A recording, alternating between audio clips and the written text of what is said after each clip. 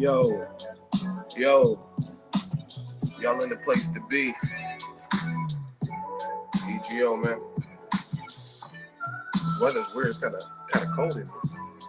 So I got a little fleece on, a little Old Navy joint. Ready to talk some of this boxing with all of y'all. Yes, you are first. My friend, you are first. What up? What up? What up? Ego. Still sick. We still moving. We just push through it. Aaron Percy, what up? Deshaun, what up? Yes, Ego. Yeah, I got to talk about the boy Kovalev in this video. We got to get to the particulars. Wait for some people to join. Roll call. Peace.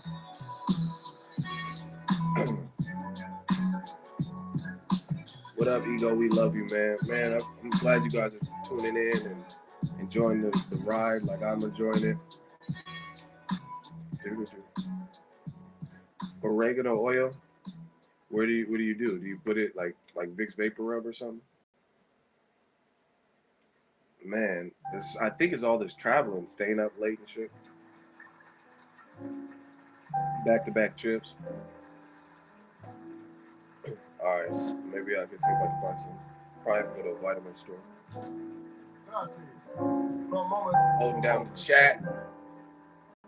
Getting rid of you brats. Easy work.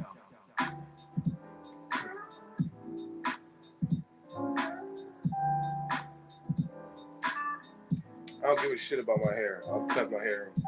I'm at home. I'm staying in bed. Why I gotta get it fresh cut? Don't give a shit. And I'm talking to, see, you guys gotta understand, I'm in tune with my numbers. I got this thing, it's called YouTube Analytics. I have an 89% male fan base. So I don't give a shit if my beard looks whooped. You know what I mean? I have predominantly male. Oh, you could drink oregano oil? Damn. South Carolina, best boxing insight on any channel. Thank you. We working. No, I mean, I know the beard's getting long. I'm just saying I don't care. I have an 89% male fan base. So I don't always have to be fresh, especially when I'm sick. That's what I'm telling you, like, I'm different than most. That's what makes me so raw. I don't care. I don't care how I look. I'm trying to give you guys product. I could just really just take all these days off. My money's straight, bills are paid. I could take days off and just be lamping and chilling. I just got back off a fight week, but I'm not doing that. I'm giving the fans what the fans want. You know what I mean? But health is important. So I've been taking medicine, drinking a lot of fluids.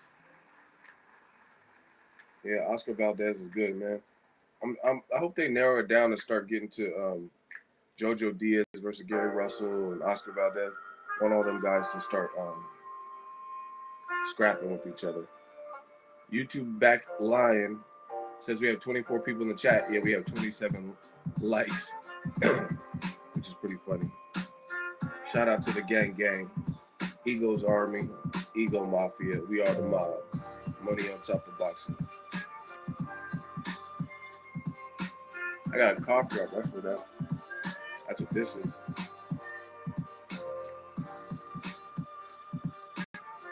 And we got our first one. I told y'all them yellow and them orange super chats. Book. Shmoney Dance. $10 from Il Nova Sounds. Keep up the work, Ego. You killing it. Watching you got me more into boxing. Keep grinding. I appreciate that. Sounds like you maybe make beats because you have sounds in your name. So keep grinding yourself too, man. We all come from different backgrounds and different stories and stuff like that, but this is what ties us all in. So I appreciate the super chat and keep chucking away at the beats. It's all about working, man. We working, providing for our families, enjoying life. Yes. Somebody do the roll call, and then I'm going to announce. I'm going to read off where you guys are from. And we'll start talking about Kovalev and whatever else y'all want to talk about. If you're new to Boxingego roll call, I like to see at the beginning and the end of my streams where you guys are from. So just rep where you're from. Brooklyn.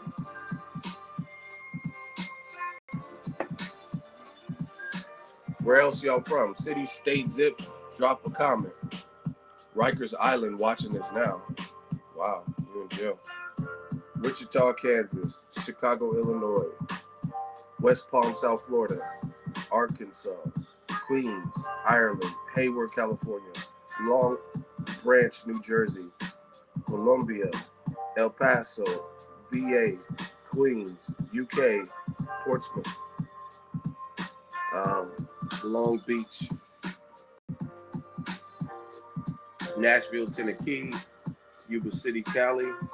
Watsonville, Cali. Kentucky. Duval County, Florida. Victorville. New Zealand, K-Town. Funky Town, Texas. Nasty Natty in the building. Detroit, Murder Mitten. North Philly.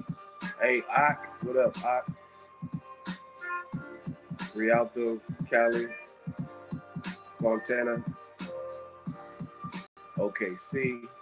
What up, though? Oklahoma. Coming with the thunder. Make you motherfuckers wonder. Yeah, man. So let me get to it. Rancho Cucamonga. Cucamonga. You must play for the Rancho Cucamonga Cracker Killers. Yeah, remember that on next Friday? Maryland, Dallas. So, excuse me. Hit that like button. Now, I'm giving you my honest opinion. Kovalev is headed down a very dangerous path. A very dangerous path from my take. And in my honest opinion, he's starting to sound like Victor Ortiz. You know what I mean? And I'll give you an example. Victor Ortiz got stopped by Maidana. He quit in that fight. He got stopped by Mayweather. You could say, oh, it was a sucker. He got stopped. At Josecito, he pretty much quit because he had a broken jaw, couldn't continue. So he got stopped in that fight. But after that point, Victor Ortiz was doing interviews with whoever. I don't remember who did the interview. And he was saying like crazy stuff. He was like, oh, yeah, Mayweather, Maidana, and Josecito, they're all pussies. Them dudes aren't on my level. Like, and it's like, what? They all stopped you, and you're saying they're pussies, and you're saying they're not on your level. That's like pretty concerning because it's like delusional, and it's diluted, and it's far from the truth. You know what I mean? You can't call guys that stopped you pussies. You know what I mean? And that's what kind of Kovalev is doing. And like, we knew Kovalev was taking the first loss hard because he kept making meme after meme, and I will destroy Andre Ward's boxing career. Like, he was doing all that. And then not only did you not destroy his boxing career and stop him, like you said, he said, I promise in front of everybody I will end Ward. You know what I mean? You didn't do that. And you get stopped, and you look a lot more human and lackluster than the first fight. You can't hurt him or knock him down visibly hurt him. And now you're saying, hey, told you guys, I told you I will end Ward's career. You didn't end his career. He chose to end his career. He had more fights in him if he wanted to, but he probably figured I made smart investments. I got good cash outs and payouts in the last two fights. And me and my family are set. I could use this and deal with the next chapter. Plus these training camps. See, listen, and I can attest to this because I've watched it. Andre Ward, his training is like him and Floyd be doing that shit. Like, you remember how all y'all were talking about Canelo overtraining? Where was that overtraining? Because he, you know what I mean, he looked cool in the fight, looked sharp. He didn't get knocked down or knocked out. But what Ward and Floyd do on the reg would be considered overtraining to a lot. A lot of people's bodies wouldn't be able to handle that. And I've witnessed Ward training. Listen, Ward was training for the brand fight, and it was literally announced 2 days before I was in his gym. And I was in his gym, and he was training. And I don't know, maybe he was doing it because I was there and he knew I was filming, whatever. But I know that's not the case because people tell me. The dude is next level work ethic. I'm telling you. He was saying, or somebody in the gym was saying, he goes through 5 or 6 shirts a day. You know what I mean? So his laundry bill and laundry services keep cracking because he's sweating out 5 to 6 shirts. Some people just got it like that. They got that crazy work ethic. So if you're pushing yourself like that, I mean, injuries as you get older, it takes longer to recover. Who the fuck is Jackson? I think one of my admins, my mods, already blocked him. What did Jackson say? I didn't see what he said. What did they say though? What up?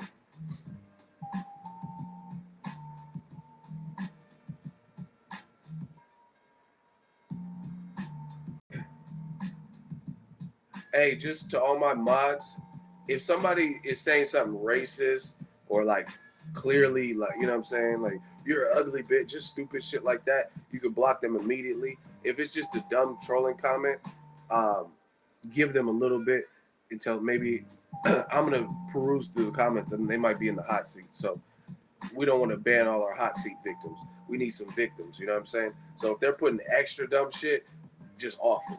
You know what I mean? Racist shit, off them.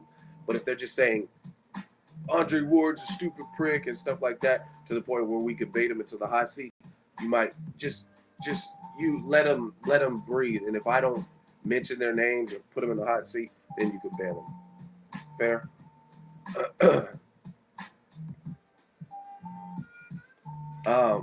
Anyway, Ward's work ethic is crazy. That's the bottom line. It was he's training for Brand, the fight everyone said was an easy fight, but he wasn't training like it was an easy fight. He was training like he was fighting Kovalev. You know what I mean? In the gym, 3 hours, 3+ hours sweating. 2 days after the fight was announced. That's not normal for every fighter because I know fighters. I know some fighters who the whole first leg of their training camp is making weight. That's what it's a fat camp. You know what I mean? I guarantee you Julio Cesar Chavez Jr. has had more fat camps. That's what I call them, fat camps. More fat camps than he has work on strategy and how are we going to dissect Canelo and game plan. You know what I'm saying? He's had more of those because he doesn't manage his weight. So, I mean, the rigors of training can be hard for people like Floyd, and that's what you hear them both saying. They're not taking a bunch of unnecessary punishment in the ring because they have a defense, but they push themselves each and every time to get to that level that they've been at. So, I mean, that's a lot of wear and tear in your body. You probably get tired, to be honest. Probably get real tired of doing it after 13, 20 years or whatever.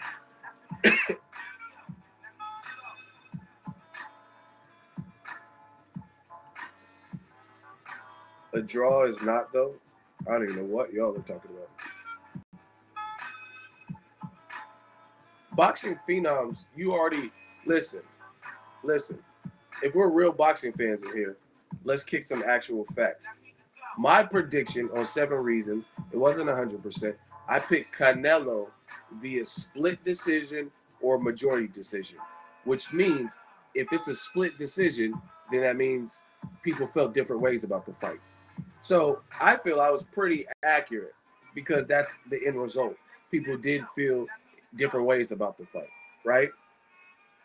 Boxing phenoms was talking about Canelo was getting knocked out. So if the truth is here, and I'm here, and Boxing Phenom is here, who's actually closer to what actually transpired? Me saying a split decision, or a majority decision, which means someone had it a draw, and judges had it one for one guy, one for one other guy, and it was a split draw, or Boxing Phenoms who keeps talking and saying he's gonna knock him out.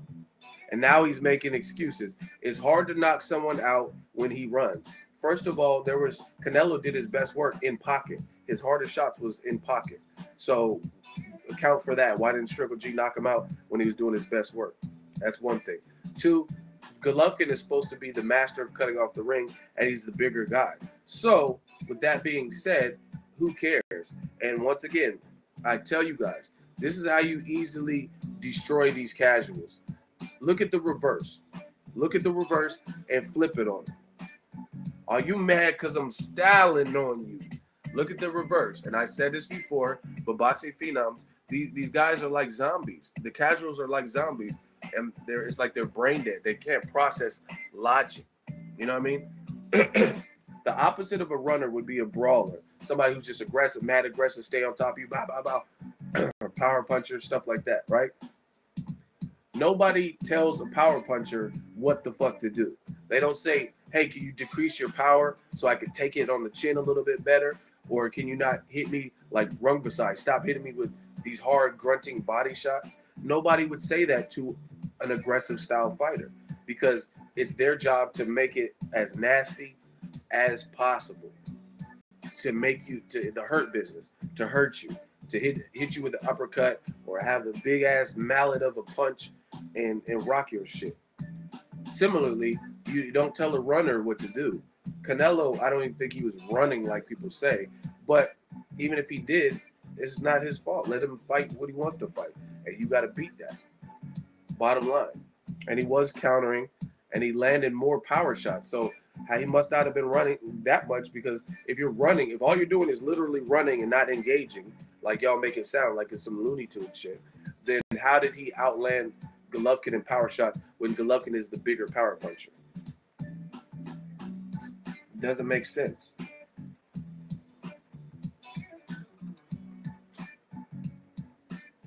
Yeah, and y'all overused the term robbery. Shit was actually close. And it was actually closer than I thought it was. At first I was just content, oh, Triple G won that by a cool margin. But all the controversy had me looking into the fight. Nessman, super chat, $2. Thank you. Why don't we do 13 rounds? How is 12 rounds helping? They used to do 15. 13 is just an odd number. I mean, when has it ever been 13 rounds? But 12 is when 12 they deem is the best medical for safety precaution reasons. After that point, if people are taking battering punishment, that's where you increase your chances of CTE and becoming brain dead or dying from your injuries. So that's where they made that cap. I mean, one extra round, what is that really going to do? You know what I mean?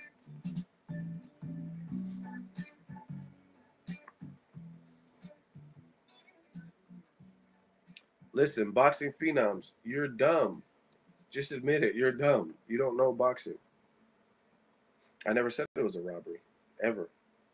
Anyway, boxing phenoms, you guys got to get off this notion. See, I know for a fact, if I start really talking boxing with you, you wouldn't know half of what I'm talking about because you're not a fan. You're like an HBO fan, whatever Harold Letterman and Jim Lampley type feed you, because you still get hung up on Golovkin threw more. Who gives a shit how much you throw if it's not efficient and it's not accurate and it's not landing? Throwing doesn't mean anything, right? Let's say I'm a pitcher and I'm a sorry ass pitcher for MLB standards, and I throw 1,000 pitches and the team hits nine. You know what I mean? The teams hit 900 home runs off of me. You know what I mean? Or base hits and all that, right? Who cares that I threw 1,000 pitches? That don't mean nothing. It's about, did I strike them out? Like how efficient was it? The whole goal for a pitcher is to pitch a ball that your opponent can't hit, right? That's what it is. So if they're hitting off all my balls, pause. That sounds real suspect. But if they're knocking out the park, then it doesn't matter that I threw 1,000 pitches. It's what did I convert into strikeouts, and how many did I get people out?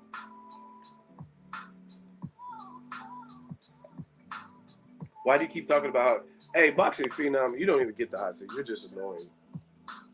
Block L. You type it. And see, that's the annoying part. The boxing phenom, I just had to block him. I don't even, you're not even worthy of the hot seat. Block L. Put your L's up. And see, this is what I noticed too. People like boxing phenoms, what they try to do is they try to, like, if they're in the physical, not necessarily with me, but you know what I mean, they'll try to overtalk the person or put a mega amount of comments. You know what I mean? It's annoying. This is the thing with the hot seat. Ever since the hot seat came around, y'all think y'all gonna bait me in the hot seat. Y'all might just get the block off rip. You know what I mean? Just depends on how annoying you are. I don't have to joust you in the hot seat. You know what I mean? If you just, and the other thing is, I remember usernames. He's been in past chats saying the same stupid shit. He was the same one that said Golovkin was gonna knock out Canelo. Like I said to all of you, listen to what I'm saying. Like, you know, even if you hate me, listen to what I'm saying, because this is coming from a place of being neutral. Just listen to what I'm saying and apply it as you may, and you will see what I'm talking about. What I always keep saying to you, listen to what people say then and listen to what they say now. Boxing phenoms, who's probably going to make an alternate account to get back in here because we popping and we talking boxing, and his dumbass got the boot like Louisiana, right? Listen to what they say then and now. He was telling me the fight week Golovkin was going to knock out Canelo, right? He said, oh, Canelo won't be able to take his punch. Whoop, whoop, whoop. Today, he's saying, oh, it's hard to knock out your opponent. It's hard to knock them out if they're running. So why didn't you anticipate Canelo running the week of the fight? Why didn't you say, oh, it's probably going to be difficult for Golovkin to knock him out because Canelo's probably going to run when he feels the power? But you didn't say that. You said Golovkin was going to knock him out. So once again, like I said, my 7 reasons wasn't 100% accurate. And most people, like I said, most people that I've seen, they either pick Golovkin or they pick Canelo. I didn't really see anybody reputable who made a video calling for a draw. But like I said, if you look about who came closest, I think I came pretty close. I said a split decision, which means there's some controversy, there's different scoring, or a majority decision, and it was a split draw. And that's how people interpret it. He's talking about Golovkin was going to knock him out in 5. So he's way off the mark because nobody got knocked out or knocked down. Nestman99, $5 super chat. Shmoney dance. I remember 15 rounds, but you can't go from 15 to 12. One more round, it cannot be a draw. The winner would be awarded. No, I mean, I get that, but I mean, it's the medical. They deem that as the safest amount. And I mean, it is what it is. It's like they do Friday night weigh-ins instead of same day weigh-ins. I mean, that's not the biggest issue. Realistically, skills are the biggest issue. That's bottom line. Because I'm going to destroy y'all real quick. Listen.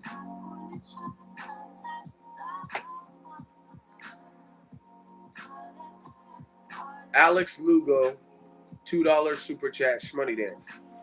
Why do you think Canelo abandoned the body attack? I mean, for the same reason that Golovkin didn't have a body attack throughout the whole fight. Canelo fought, listen, it's a very easy question for me to answer. In my opinion, Canelo started off very sharp and smooth, but the style he was using, he never really fully settled into the fight for whatever reason. And credit some of that to Golovkin's style. Golovkin puts an immense amount of pressure on you. But Canelo, he was fighting a style that's more foreign. When have we ever... Whoa, we got a big super chat. Hold on, I'm going to get to that. But listen, I got to finish the first super chat. Canelo never really fully settled into the fight. When he goes back and watches the tape, I think he'll be able to discover little things he could have done to sew up the round and made it so it was clear his round and clearly won the fight with no discrepancy. So him introducing that much movement, he should have done that, but then he should have started taking more stands and fighting the pocket. That's where he was having his best success. So I think he abandoned his body attack because he started to get tired because Golovkin has a constant pressure, and it's hard to, when you're being pressured constantly, you know what I mean, and you're fighting at another person's pace more so, it's hard to pick off the exact shots you want to. You look at the James Kirkland fight. James Kirkland started off good for the first minute of round 1, but then Canelo kind of took over. So he could pace and pick his shots off, but Golovkin don't give you that much time to think. So credit to Golovkin for that. But I think that's why he abandoned his body attack, because Golovkin was right in his front door. He was getting tired, and you don't have as much time to think. And like, okay, you just see something in front of you, and you go and hit him. You know what I mean? The head looked open, so bow, you go for the head. You're not, you know what I mean? You're not thinking about landing body shots as much. The other super chat, Norin Rad, $20 super chat, Shmoney Dan. I tell y'all, them yellow and them orange ones, them be the ones. He just dropped a dub in the super chat. It says, Ego, do you think Jacobs and Canelo's success against Triple G has killed the boogeyman mystique that Triple G had for so long? And do you think Charlo has a chance to beat Triple G? Charlo has a great jab and knockout power in both hands. Excellent super chat. And Charlo definitely has a chance to beat Golovkin. He's younger. He's taller. Listen, people are going to get mad at me, but I don't give a shit. I tell you what I feel. And like the super chat was asking, I think Golovkin's last 3 performances, he's looked more human. If you disagree, jump in the hot seat right now and tell me what other fight, maybe Kassim Uma, but what other fight since Golovkin started fighting in the United States, in America, on HBO, did he look as vulnerable, win, lose, or draw, as he did Kell Brook, Danny Jacobs, and Canelo? Anybody answer that? If you disagree, jump in the hot seat. In America, when does Golovkin look as vulnerable as he has in his last 3 fights? Hot seat. And I'll bury you. I promise you. I promise you.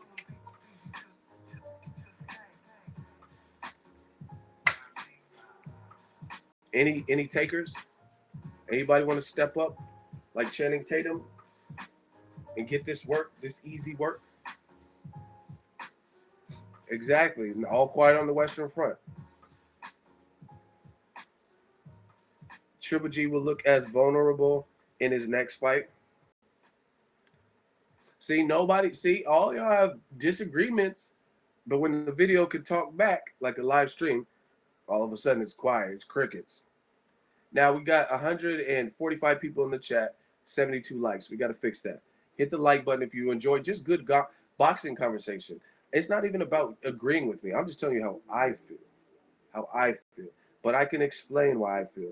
And I assure you, I'm not shitting on fighters just for the sake of shitting on them. I don't even feel I'm shitting on them. I'm just critiquing their fight game.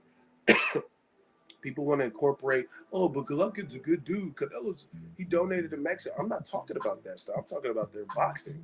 What they did right, what they did wrong, what they can improve on. Period. And you know what I mean? So if that makes me a hater for speaking my mind, then fuck it. I'm the biggest hater ever. Nestman 99, another super chat. $2 Shmoney Dan. True, he is aging, just saying. No, it's not age. Listen. Somebody step up in the hot seat, because I'm quick draw McGraw today. I'm still sick, but I still will give that workout. I'll still ration that workout. Triple G, his style has been his style, and he showed us shades of this. Gabe Rosado was getting shot. Gabe Rosado was his second fight on HBO. If you really watch that fight, everybody's marveled how Golovkin, had Rosado's face bloody and shit. That's all true. They're talking, oh, he had the flu. Whatever reason, he still didn't have a great defense back then. Rosado was actually getting off some decent, really good shots. Actually, pretty good shots on Golovkin. The only difference is this. That was a less pro season Golovkin, because obviously since Rosado to Canelo, he had a lot of fights in between, fighting frequently 2-3 times a year, maybe even 4, I don't know. Rosado, the biggest thing, Victor Smith says, what the fuck you watching? Who you talking to? You talking to me? You guys got to start calling out who you talking to. But the biggest thing was Rosado was coming up from 54. Fight was supposed to happen at a catchweight, but he's like, I don't want no excuses when I beat him. I don't want no excuse when I beat him, so he fight him at the full 160. So Golovkin does have a chin.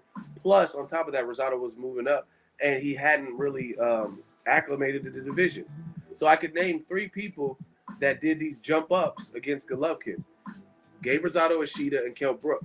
So despite their success, they hadn't proven their residency at middleweight. These are facts, people. Name Kell Brook's best win at 160. I'll wait. I'm going to wait. Let me sip some of this ginger ale while I wait. Name Kell Brook's best win at 160. If I'm wrong.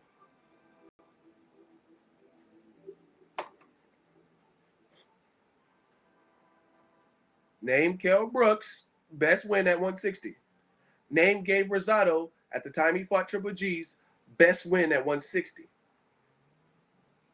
Name Ishida's best win. Don't say James Kirkland because that wasn't at 160. That wasn't. I'm sorry. Exactly. So I just named 3 people. Now, if I were to say name Floyd Mayweather's best win at junior middleweight, you have some options. You could say Canelo, De La Hoya, Cotto, or even Conor McGregor. I mean, people probably wouldn't say Conor because he's an MMA fighter. If I said name Floyd's best middleweight fight, you can name a slew of them. Am I right or am I wrong? Y'all don't like these facts, though. So anyway, Golovkin has always showed us some of the signs that he's there to be hit. Martin Murray got off some good shots, but Martin Murray's not a big puncher, and he's never been a champion. Norin Rad, Ego, you didn't answer the last part of my question. What was it, about Charlo? Well, just write it again. You don't have to super chat, but just put the last part. I think Charlo has a chance to beat him. I don't know how I mean, the Highland fight doesn't show me enough about his chin because Highland had a broke leg. I can't say if Charlo will beat Golovkin definitively because he's a good fighter, but he has a chance for sure. He definitely has a chance. But again, off of one fight with Highland, where Highland looked like Pinocchio, I can't say with 100% certainty he will beat. So if that's the last part of your question, that's my answer. It's not Golovkin's age, though. You guys keep saying this because you're making excuses. Golovkin's age, he's been fighting like that. And we just talked about it. I put a dude in the hot seat. What wars has Golovkin been through? Real wars against true power-punching middleweight. Even the Gabe Rosado. I admitted just a second ago, Gabe Rosado was getting shots off, but it was a 54-pounder. So to me, that's not severe punishment, especially when Golovkin has a good chin. Yeah, it's good. Like, he was landing some good shots. Maybe stung a little, but it still wasn't a resident 160-pounder. Now, if Danny Jacobs had 2 wars with Golovkin, you could be like, okay, maybe that aged him. But who was Golovkin before Kell Brook? Who really had a war with Golovkin that was a big puncher? Nessman99, $2 super chat. Okay, are you saying he wasn't fighting natural 160s? That's not what I said. I said, listen. I know for a fact English is one of my best subjects in school, right? I was on honor roll and everything. Like, I know what I'm saying because I'm there when I say it. It's up to you guys to be able to comprehend what I'm saying. You know what I mean? Or ask for clarification. I never said he didn't fight any natural middleweights. I said he fought 3 guys. The signs, the red flags that his defense was lacking were available in previous fights. And I named 3 guys he fought that weren't middleweight that some of them got shots off. He did fight some middleweights, but I also believe Golovkin was in the middleweight division at a time where there weren't premier middleweights. Up until recently, there were no people that were even favored to give him good looks and a challenging fight up until about the Danny Jacobs fight and the Canelo fight, and now Jermall Charlo. And if you disagree with this, let me know. Somebody Golovkin has faced before that was not a massive underdog. Even David Lemieux was a pretty big underdog. He was a champion, yes, but listen, I'm about to drill y'all. This is going to be easy.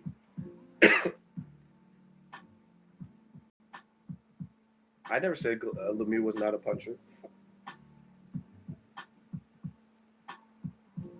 Listen. I'm gonna explain this to him. They don't want to step in the hot seat. We know this. Somebody explain to me. Lemieux is a puncher. Listen. We got to comment down. Commentate. Somebody explain to me what the difference between unifying with the champion or being a challenger and beating a champion versus winning a vacant belt. We'll start there. What is the difference? That's a basic question. If you're a champion and you fight another champion to unify, or if you're a challenger stepping up against a champion versus a vacant belt, fighting for a vacant belt and becoming a champion that way. What is the difference? Somebody explain to me. What's the process? Somebody explain to me. Aaron Percy, you're not fighting a champion when you fight for a vacant belt. Bingo! Aaron Percy, the first response I read was a good one. You are not fighting a champion. You're fighting for an open or vacant belt. These are facts. You are fighting for a vacant belt. Now, you look at David Lemieux. He's a solid fighter, but he has 2 losses. One of those losses, he's been stopped, right? These are facts. I can pull it up right now. But y'all got to get the super chats up if you want me to pull up something so trivial that we all know, right? David Lemieux became a champion through a vacancy. If I'm not mistaken, it's because Jermaine Taylor is batshit crazy and had to vacate his IBF belt because he had court and all kinds of shit, so he wasn't able to defend. So David Lemieux fought Hassan Indam, who lost badly to Peter Quillen. Not bad. I mean, it was a war, but he got dropped 6 times by Peter Quillen. They were the highest ranking people within the IBF, right? And as a result, he knocked down Hassan Indam 4 times, and he became a champion. My boxing coach fought Jermaine Taylor. So, now that you all are up to speed, David Lemieux was a champion through a vacancy. He's never been a champion by knocking out another champion or beating another champion on the card. Bro, you are annoying. Step in the hot seat, Dennis. I'm annoying. You step in the hot seat so I can get you out of here. Because either that or I'll just block you. Step in the hot seat. Do you agree? Dennis. We waiting, Dennis. Let's see if you Dennis the Menace. You about to be Dennis and chili. You cooked. You canned. So if I'm annoying, step in the hot seat, Dennis. We're waiting, Dennis. Come on, Dennis. Let's see who's the real menace. Dennis.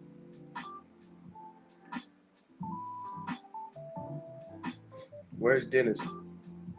Hot seat. I'm annoying. Step up. Prove me wrong, Dennis.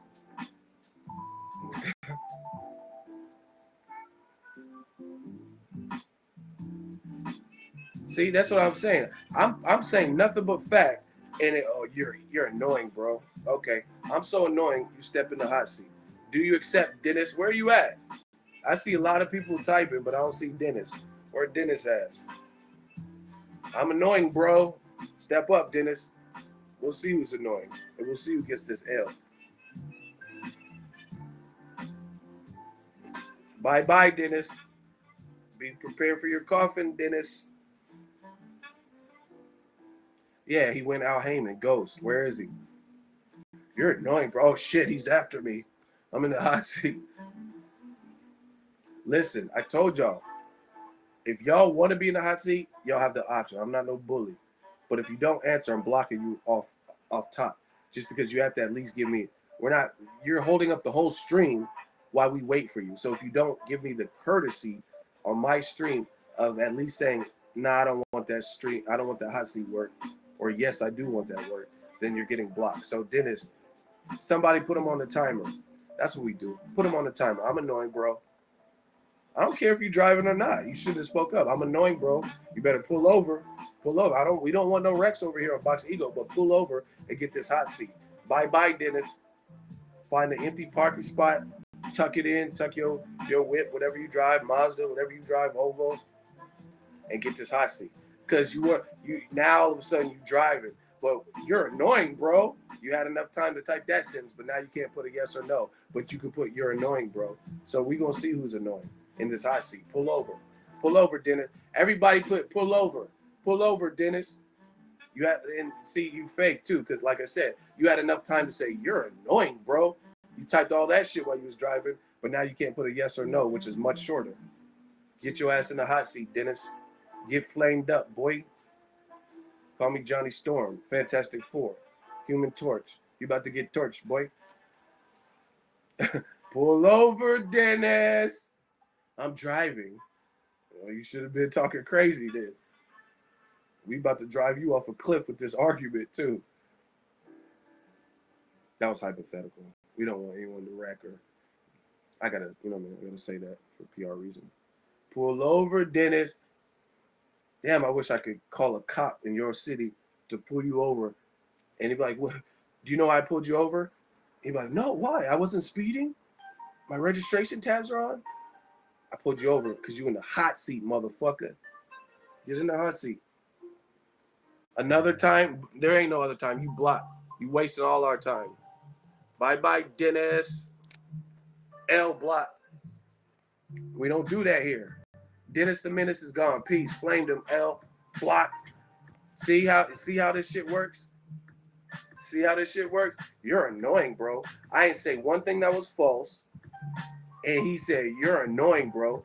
You had all that time to type that, but then I put you in the hot seat. All I'm asking for is a yes or no. All you got to do is say yes like Floetry. And now you talk about, I'm driving, I can't." And I'm like, pull over. See, we get that workout. Pull over and get that work. You know what I mean? Because I don't want no one to wreck over this boxing shit, but you could easily pull over. I mean, even if you're on the freeway, take the next exit. You obviously had enough time to say you're annoying, bro. Another time. There ain't no other time. Your time. What did Denzel say in Man on Fire? I wish you had more time. There ain't no other time. Blow you up. Anyway, back to what I was saying. You see, this is what they try to do. But I have a pretty good memory. They tried to get me off my pivot so I forget where I was at. But I didn't forget. Anyway, we were talking about the difference between being a champion, stepping up as a challenger, or unifying with another champion versus fighting for a vacant belt. There is a difference. Now, let's say Pacquiao, Jesse Vargas. And Pacquiao's not even a good example because we know he's been a champion from beating champions. But still, Pacquiao beat Jesse Vargas and knocked him down and took Jesse Vargas' belt, right? That's totally different than two high-ranking guys fighting for a belt. Errol Spence Jr. fought Kell Brook, who was unbeaten at welterweight, and took his belt. He went over to the UK and took his belt. To do that takes something more. Terence Crawford went over to Glasgow, Scotland, and took Ricky Burns' belt. That's what he did. He, as a champion, he took Victor Postol, the Iceman, and iced him, took his belt from him as a champion versus champion. He took Julius Ndongo's 2 belts, champion versus champion. That's a difference between fighting for a vacant belt. Now, again, David Lemieux, when was he a champion? By beating a champion, meaning he stepped in as a challenger and he knocked out a champion. You guys explain that to me. And that matters. That matters. When you get to a Pacquiao-Floyd level, belts don't matter. It don't matter because, no, boxing phenoms, it don't work like that. You blocked again, blocked. I'm not dealing with him. He's done. He's toast. He came back. See, that's what I'm saying. Pet Cemetery has usernames. They just keep coming back. Fucking Gage and shit. Remember Gage got hit with the semi-truck and then he came back with the little scalpel? No fair. Like, how the fuck you keep coming back, man? We killed you. Anyway, they're trying to knock me off my pivot and forget what I'm saying. When did David Lemieux, as a challenger, knock out a champion? Never. Exactly. That matters because he's never been a champion by beating a champion. Like, okay, let's say David Lemieux fought Danny Jacobs when Danny Jacobs had the WBA. There is no guarantee that he would knock out and beat Danny Jacobs. There's no guarantee. Not to me, at least. Even if he fought Billy Joe Saunders, he has a chance to win that fight but there's no guarantee that he would knock out Billy Joe Saunders. So to walk through a champion and take what they have versus a free belt that's up for grabs for the highest two ranking people, there's a difference. And that was the only other person on Golovkin's resume that some people maybe gave a shot to before Kell Brook. And again, he didn't have the experience. Golovkin has a lot of experiences. He had several title defenses by the time he fought David Lemieux, so he was just more advanced. That's why David Lemieux put up a complete dud, and people who thought he could do something with Golovkin, it was really one-sided. But I guarantee you, you put like Joshua and Klitschko. Joshua had some title defenses by the time he fought Klitschko, and Klitschko had been a champion for years. He hadn't lost in like a decade almost, right? That's why that fight was back and forth, back and forth. It wasn't like Joshua just ran through him like he did Eric Molina. Eric Molina was trying to do some Joe Frazier shit and getting fucked up. You know what I mean?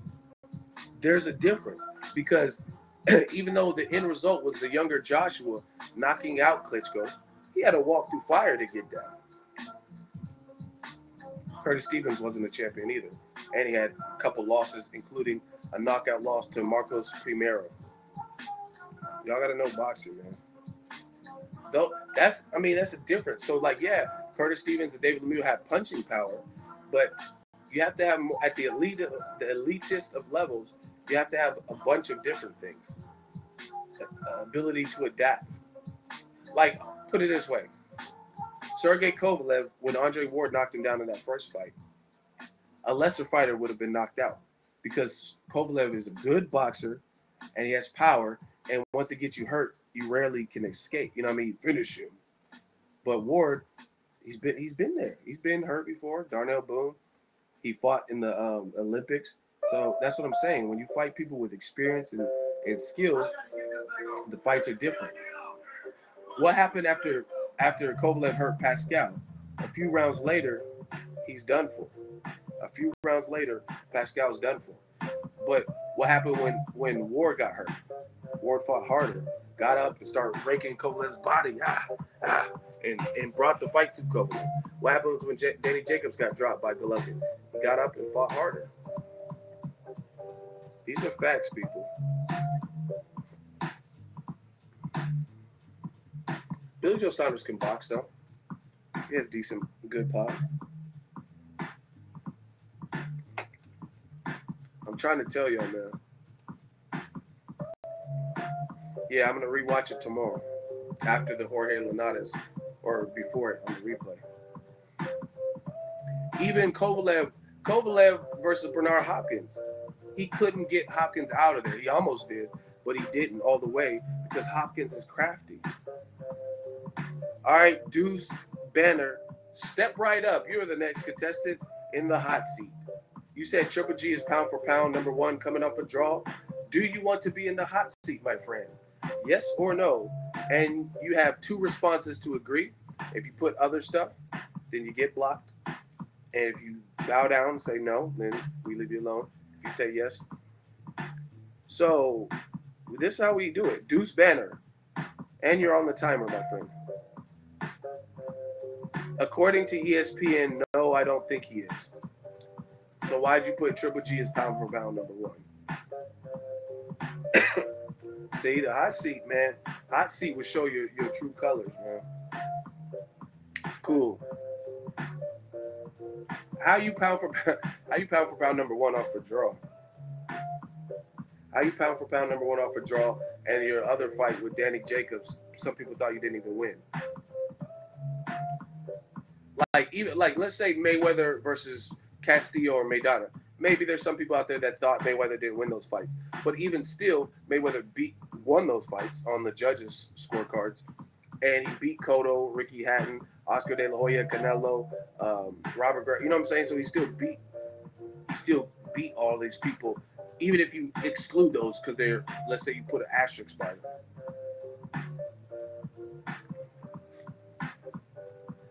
Y'all crazy, man. Y'all be deflecting.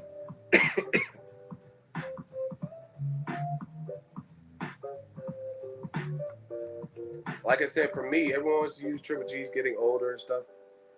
I don't think I think if you put him in there with the caliber of opponents he was fighting, the results would be like we've always seen.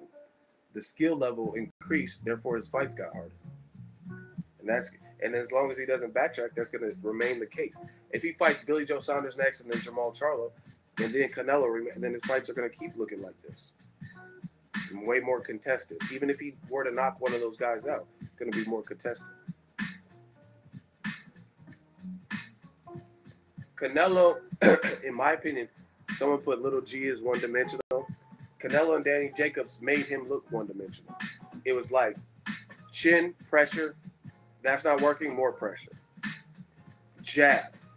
Again, you don't see other guys who are reduced to just jabbing at the elitist of levels.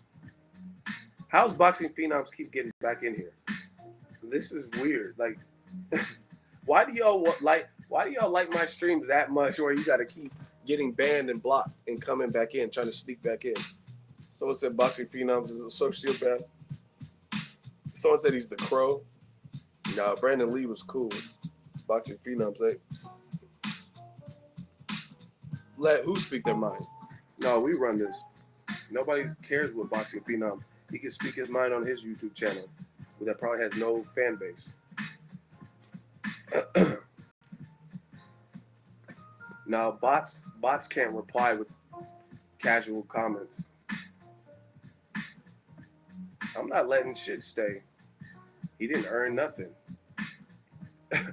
You don't listen. It's just like driving. Driving a car, that's a privilege. It's not a right. Everyone doesn't deserve to be behind the wheel. You know what I mean? Some people just can't drive for shit, and they're a danger to other good drivers and other people and pedestrians. So yeah, he didn't earn shit. You earn it on my channel by just speaking real boxing talk.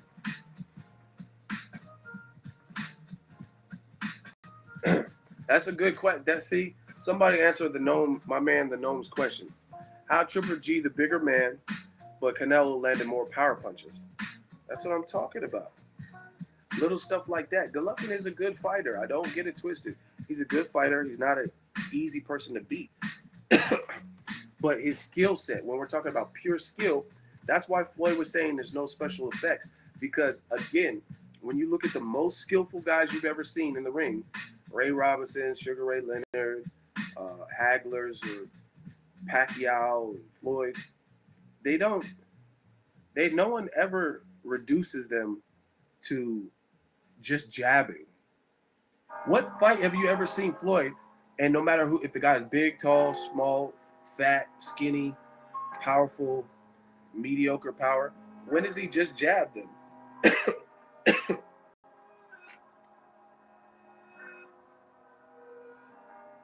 I mean, honestly. Golovkin's biggest fights are his last two fights. And he was reduced to just jabbing.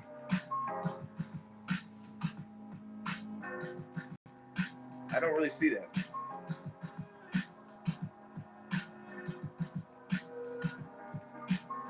How Canelo gassed out before the older Triple G? That's easy. Canelo was fighting a style that wasn't necessarily his, using a lot of movement. And credit to Triple G. Triple G puts a lot of fucking pressure on you. That's how he gassed out. So it doesn't matter that he's young. Golovkin is very comfortable in his style. He's been using it probably his whole career. So that's why he gassed out.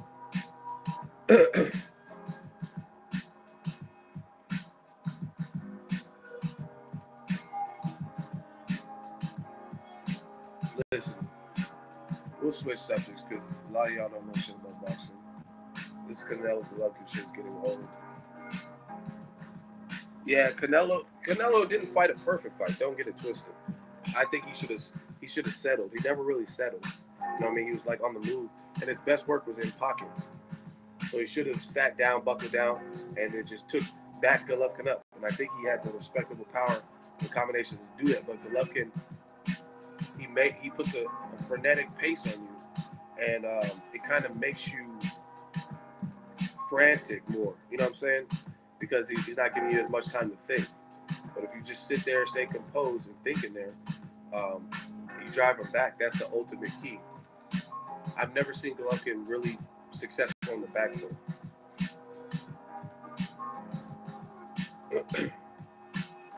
Yeah, all that running shit is stupid, man.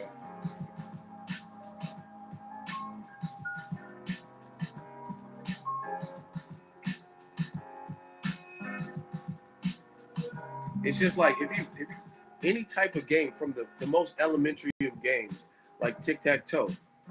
What's the point of tic-tac-toe? You put the little X's and O's and you try to get 3 in a row. So anytime I play tic-tac-toe, I employ strategy. I'm trying to pick certain spots, and I'm like, okay, I know they'll probably pick this one, and I can pick this, and then I'll have a tic-tac-toe. So it's why would a fighting sport be different, where the ultimate difference is life or death, or you get knocked the fuck out? You know what I mean? Why would you use a strategy for tic-tac-toe, but you ain't gonna use a fucking strategy for a brutal sport like boxing or UFC? That's just stupid. No different than UFC. If you're a wrestler and a guy's a striker, get that motherfucker on the mat. Why would you try to? Oh, come on, put him up. I'm no runner, and then get fucked up. That's stupid. And a lot of you that talk like that are stupid. Strategy. You have to have a strategy. Golovkin's the pit bull or whatever they're saying. He's the bigger guy, power puncher, taller, pressure. So you come up with a strategy. The running comment is lame. I mean, listen, the running shit is stupid because it's not your job to sit there and make it comfortable for a person. Like, if you're fighting someone and you notice they don't have a defense for the uppercut, then what do you see fighters do? They're going to keep shooting the uppercut. If the movement is bothering you, they're going to give you more movement. If you can't take the body shot, like Rungvisai versus Chocolatito. Chocolatito didn't like that body work. He didn't like that body work. So give him more body work. It's actually, so all y'all idiots that be saying running and all that shit, you're actually exposing your fighter's weakness. You know what I'm saying? Because you just give them more of what they don't like.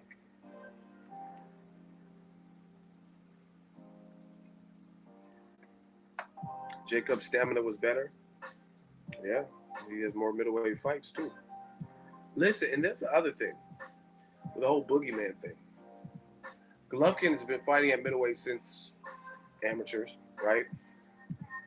Imagine if Canelo had 3 fights in. Like, what if he did like Ward did before he fought Kovalev, where he got 2-3 fights against, let's say, Billy Joe Saunders, David Lemieux, and Hassan Endom or some shit. He got 3 fights in and then fought Golovkin. He fought to a fucking draw straight off the rip, coming from, you guess you could say the Chavez Jr. fight, but that wasn't much of a fight. So you guys got to put that in perspective. Name somebody that would straight away go up from 140 to 147 and fuck with Floyd or Pacquiao when they were considered in prime and undefeated or you know what I mean, like massive win streaks. Canelo fought to a fucking draw straight off 154 and then 164. And his fight at 164 wasn't even really a fight where it tested him. Y'all got to look at stuff like that. I do. So imagine if Canelo did like Ward and took a couple tune-ups and then fought Golovkin. See, he kind of fucked that up for himself, though, because he vacated the belt. So people didn't want to wait for all that. People didn't want to wait for that. Shmoney Dance, Alex Lugo, $5. I think the commenting can sway casuals the wrong way. I just wanted to hear Roy talk personally. Oh, yeah, definitely. It definitely can. Especially when you like look at someone's scorecard like Harold Letterman, and they score like, he damn near probably had an Adelaide Bird scorecard, 10 rounds to 2 or something for Golovkin, though.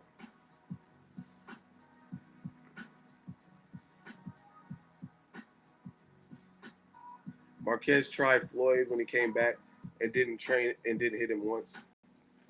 And Floyd was on a 21-month layoff. Golovkin's been active.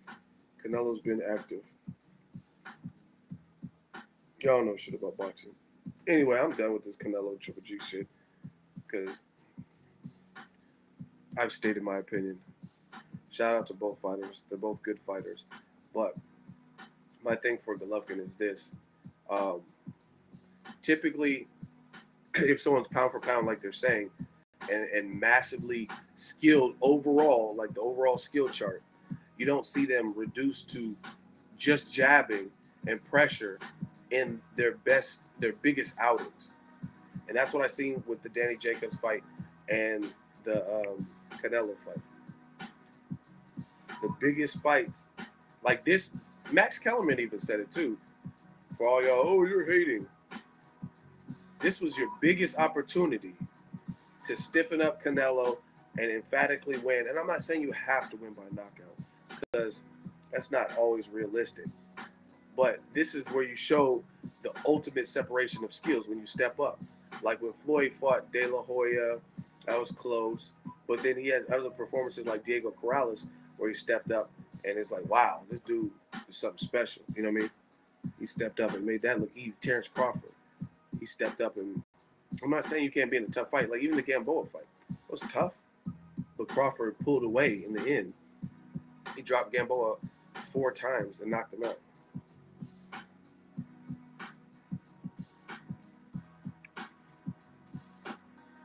I think Canelo could beat Jacobs and Charlo. Don't know about that, especially with his stamina issues. Because those guys are more accustomed. They look like they can go rounds easier. I don't know why. But that height. See, and this is the thing. I'm going to see how I can word this. I'm trying to word this without being stereotypical. Because there's no stereotypes in boxing that work all around. However, Daniel Jacobs and Jermall Charlo are African American fighters who kind of fit the stereotype mold in terms of their athletic guys. You know what I'm saying? They have that. So that's like a natural thing that they have. Like Jacobs got on his toes. We hadn't really had to see him do that much, but he did it versus Jacobs. You know what I mean? You look at Jermall Charlo's jab and his countering ability, timing in the J-Rock fight. Canelo is slick, but I think his slickness is not as natural. Like it just comes to him, and he's learned that. He's learned that from trial and error because he did not look this slick when he fought against Alfonso Gomez. You know what I'm saying? He was getting he was in the shell and he was getting fucked up. You know what I mean? So to me, that's going to be a different element that Canelo is going to have to deal with if he fights Jacobs or Charlo. He's going to have to fight somebody who are naturally just as athletic, probably more athletic and more rhythmic than he is. Golovkin, he doesn't win fights based on slickness at all. He doesn't have killer speed. But you look at Jacobs and Charlo, they're more naturally rhythmic and they have more natural athleticism. So Canelo, to me, what Canelo did versus Golovkin is good, and he's tailored his style to that, but it's still kind of a makeshift. A makeshift. That's why he got tired. Versus you look at like a black or Afro-Cuban fighter or something that always use their legs, they're not going to get tired because they're more comfortable and natural doing that. Like Edeslani Lara, he can move around you all the fuck he wants for 12 rounds. That's his natural style. He's naturally I've seen it. I mean, he's always done that.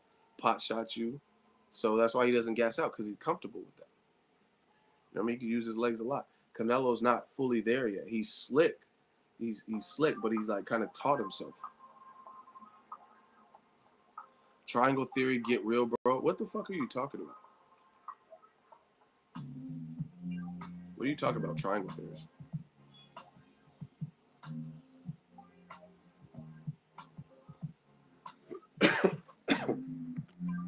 Canelo versus Jamal is an excellent fight in Texas. That got to be in Texas to me. Oh, somebody in the chat you was talking to? That's what I'm saying. Like Canelo, it reminds me of some of the Eastern European fighters. And like I said, I'm not trying like I'm not trying to glorify stereotypes, but you typically see patterns. So here's another example. Victor Postal can box. Fundamentally, he's there. He can box. You know what I'm saying? He has good fundamentals. So against a Lucas Matisse who kind of got away from his boxer puncher shit and started brawling more and like looking for knockouts and stuff, Victor Postal could beat those guys. Selçuk Aydin.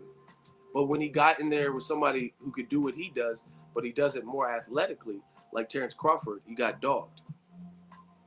Someone that could switch to southpaw, go righty, maybe probably a bit faster, good reflexes. So you know what I'm saying? It's different when you do it at a certain level. Just like I told you guys on the other stream, Andres Fanfara can box, but I heard through the grapevine when he sparred with Andre Ward, wasn't looking pretty for him. So again, his boxing is suitable versus a Nathan Cleverly, right? But you get in there with someone that could do that too. Plus, they have a level of slickness, better, tighter defense. It's going to be harder than you expect. That's just what it is. You know what I mean? And that's what it reminds me of. Like, there's a lot of Eastern European fighter like Kovalev. He can box. His boxing is perfect for a guy like Jean Pascal because Pascal doesn't really. He's one-dimensional. He doesn't really have crazy defense. He's athletic, wants to bring the fight to you, stuff like that. But when he got in there with Andre Ward, Kovalev, he wasn't ready for him. Did Triple G meet your expectation, Ego? Yeah. He did for the simple fact is I've always seen the same vulnerabilities. Like Floyd said, no special effects. So he did what I thought he could do. That's why I didn't pick. Listen, people are, oh, your 7 reasons wrong. Why didn't I pick a knockout like y'all was picking? I didn't pick Canelo to knock out Triple G because I figured he had a good chin and I didn't want to disrespect his chin, right? Why did I pick Triple G to knock out Canelo? Because I knew Canelo had his defense and I didn't pick it. So I actually came, out of all the people I've seen, I actually came the closest by saying a majority or split decision. And it was a split draw. Y'all was picking knockouts and all type of shit. But yeah, Triple G is a good fighter. He did what I thought he would do, pressure. But Canelo and Danny Jacobs, to me, from a boxing fan's perspective, they exploited that Triple G at the elite of levels. He has one mode almost. You know what I'm saying? And his one mode is it's not like a Ruzin Pravotna. He's better than those guys, right? So he's not like just he's doing little subtle things, keeping his hands up. Like Ruzin would just walk into shots and be getting fucked up. So he's not like I'm not saying he's like a Ruzin Pravotnikov, but what they built him up as is impenetrable killer. I don't see that. I don't see that. I think there's a way to beat him. I'm not saying it's easy. You still might have to walk through fire to get it, but it's not. I don't see Triple G as having the best overall skills. He has a lot of offensive skills, and that's what keeps him in fights. To me, like put it this way. I mean, he's I'm not gonna say lucky, but he's gifted in the sense of like, if he had a lesser chin, he would have been lost. He would have been lost. So he's lucky he has that God-gifted chin. If he had no chin or a lesser chin, he would have been lost because of the overall skill department. He doesn't have like a defense. He doesn't have overall. He has a lot. Like I said, if this was a pie graph and you look at Triple G's, I would give a great majority of his skill set to offensive weapons, cutting off the ring, power punching, jab. You know what I'm saying? It wouldn't be overall skills like the ability to adapt and make these severe changes. It's just pressure, more pressure. So he has a lot of the right ingredients, but a lot of them are overall offensive ingredients. That's what I see. Like I said, if he had a lesser chin, he would have been. He wouldn't even be this big drama show and all this shit. It wouldn't have been that. But luckily, he does have it. He's tough as fuck, so he has that in his arsenal. But on the flip side, I can say that about Amir Khan. Amir Khan would be almost impossible to beat if he had a better chin. So it's the the gift of the draw. You know what I mean? Amir Khan would be very hard to beat if he had like a granite Margarito chin or some shit. So Triple G's good, but HBO made it like he was like he had like Roy Jones skills. Roy Jones would off Triple G prime for prime, in my opinion. How could he deal with that? Roy Jones didn't fatigue. Roy Jones would just and then just lunge at you. He couldn't do that. How could he beat Roy Jones? Listen to me. Answer. How could he beat Roy Jones in his prime at 160? You can't knock out Danny Jacobs. You can't knock out Canelo, who had really one fight over 160. You can't beat Roy Jones. So, and the funny thing is, HBO probably gave better exposure to Triple G than they did Roy Jones. I see no way Triple G could beat Roy Jones. Like maybe now or something that he's not the same. I'm talking prime Roy Jones, Mr. Untouchable. Y'all must have forgot. Didn't I just say that? That's what it takes sometimes. You take something from me, I'm coming to get it back. Now, if you beat me, I say, okay, Triple G, had a good night. I still come and get it back. Couldn't beat Roy Jones. But again, that's the skills will.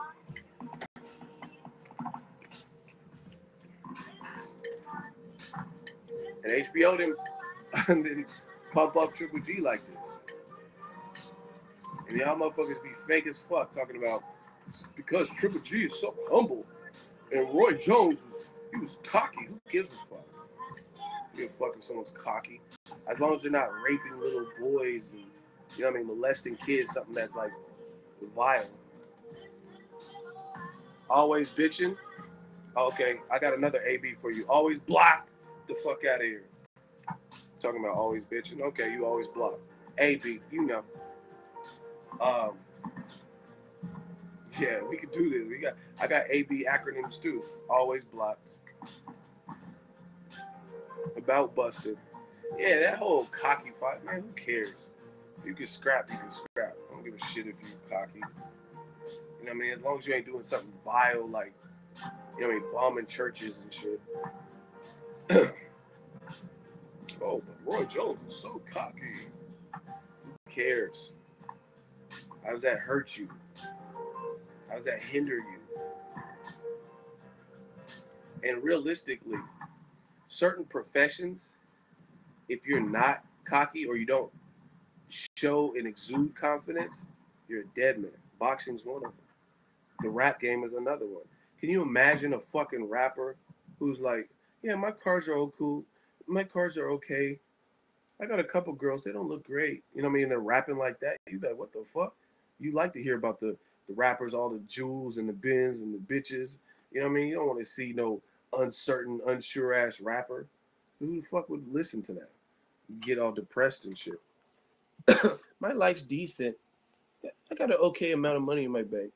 You want to hear about the balling and fucking bitches and drinking and all these chicks want me and just like a Latin bitch get anything you ask for, either him or me. The champagne, Hennessy, you know what I'm saying? You ain't.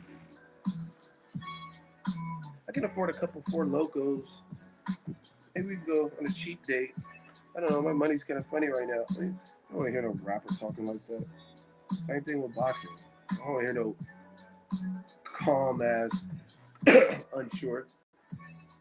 Like, imagine if I'm a boxer, right?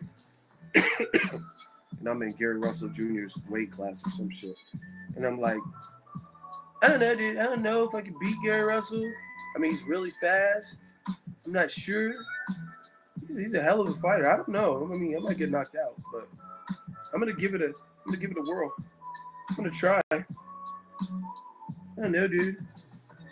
I'm just too young to be getting fucked up by Gary Russell, so I'm not really gonna fight him, man. You wouldn't like that. I like when fighters are cocky and confident. And I don't give a fuck who you are. If it's Conor, Broner, I like that shit. Floyd.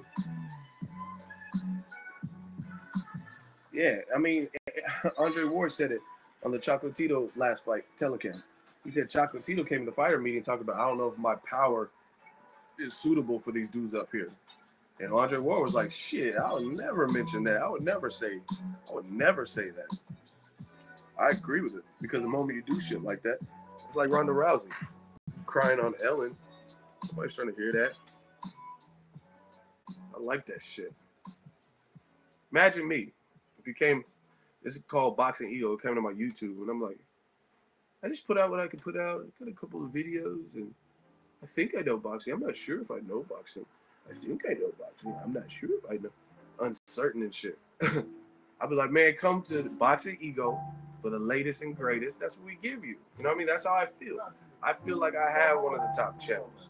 I'm not gonna conform to society and be like, my channel's okay. I don't know. I don't want to appear too cocky. And listen, as far as me, if you guys ever feel I'm cocky, then you better believe that I put some fucking work in. Cause I didn't just come out the womb cocky with the like, man, I'll burn you with writing raps or Photoshop or video editing. I put in years to this shit. You know what I'm saying? So if you ever feel I'm cocky with something, it's because I put in the fucking work and I'm that sure of myself from all the times I failed, the trial and error, that when it comes to Photoshop, you ain't fucking with me. When it comes to rap, you ain't fucking with me. When it comes to this boxing, you ain't fucking with me. When it comes to video editing, you ain't fucking with me. And that's not because I'm cocky. It's because I put in the work. And I know. And I stayed up late nights campaigning, pulling my hair out, racking my brain to get here. You know what I'm saying? I do rap and I'll destroy you. I'll put that on. What's your name? Dante's S. I hope you don't rap. I'll burn you. I'll burn you. I hope you don't rap. You probably don't rap. You probably sound like Lil Yachty. You get destroyed. All that mumble rap shit, you'll get bodied. Trust me. Because I'm not one of these new school rap dudes that don't have no substance. I got punchlines. I got bars.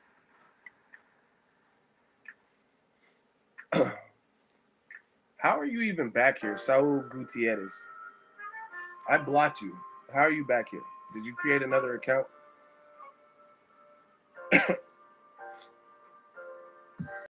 Honestly, you said not cocky, emotional, but you got blocked and you back here. Why are you here? Nah, I don't rap. I'm too old for that. Then shut your old ass up. I hope you don't rap. If you ain't trying to get in this hot seat, you ain't trying to battle rap or nothing. Hey, someone said he's the lawnmower man. Wow. Hey, Saul, how you get in here? Why are you hating? Who am I hating on? What are any of y'all talking about right now?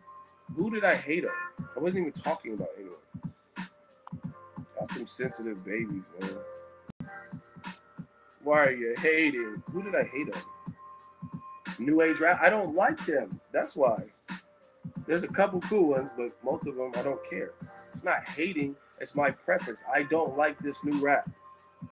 A rubber the bubble the bubble. A rubber the bubble the top. That's weak. That's weak.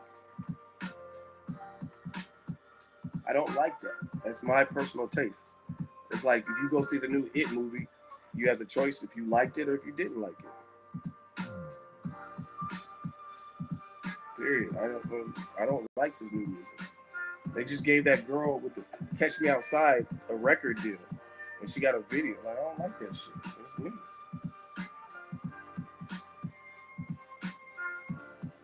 Anyway, I want to talk about Kovalev because that's the title of this video. J. Cole is nice. I like J. Cole. Kendrick. This is who I'm worried for. First of all, I didn't really realize how big Shabransky was. He's pretty big. He's bigger than Kovalev. And he's supposed to have a good punch. He even knocked down Sullivan Brer, even though he was stopped in that fight. Shabransky's pretty big.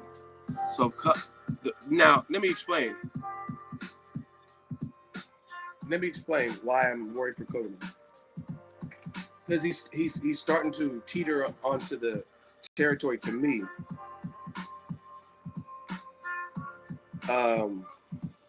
Y'all still talking about rap. I don't got time for it. Block L. Moving on. Kovalev's starting to appear like he's just saying deluded things that I'm like, either you really believe this and that's crazy, or you're just saying that and trying to gas yourself up. But either way, I don't think that's a good look. In my honest opinion, I don't think that's a good look at all. Talking about Ward scared to fight you, but he just fought you twice.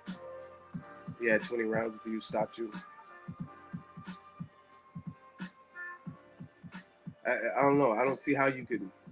How can you make that argument that Ward is afraid of you?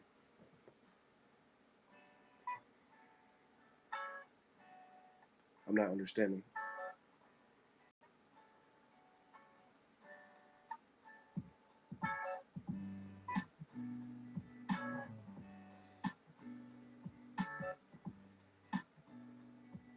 I seen the It movie. It was cool. It was straight. See, I think Kovalev is really happy Ward retired because now he don't have to face him again. So he could just close that chapter and just leave it. Oh, it was a low blow, and try to just hold on to that tight forever. That's what I think. Kovalev appears to have a very nasty personality. Like, this is at the end of the day, it's a gentleman's sport. Mikey and Broner, whoever, they could talk shit, Connor and Floyd, but at the end of the fights, you know what I mean? I was at the fights, and they you know what I mean, hug it out, shook the man's hand. Kovalev, for whatever reason, even if you blame Tony Weeks, why are you mad at Ward? Why are you always angry with Ward? Tony Weeks didn't make you clutch in your stomach and fold up. So, you know what I mean? It's a gentleman's sport. Why you have to be like nasty like that? To me, that's how I look at it. You know what I mean? What did Ward do to you? All he did was, you know what I mean, try to get you out of there with your body shots. You know what I mean? So usually if a guy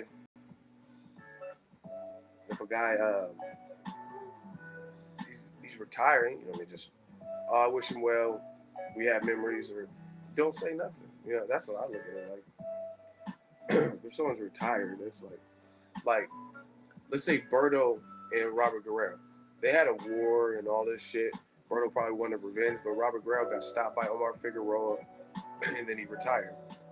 Berto could have easily got on the thing like, yeah, you better retire. I was about to beat your ass.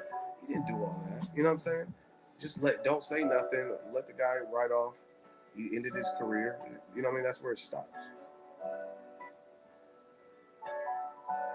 But Kovalev is just a nasty personality. The other thing that's concerning to me is you got to be able to get over your loss. You know what I mean? And Kovalev just seems like he's holding on to it, and that chip, and he's just like deteriorating. It's like deteriorating his mind or whatever. He's talking about, I don't need a boxing coach, and no longer with John David Jackson. I don't need help.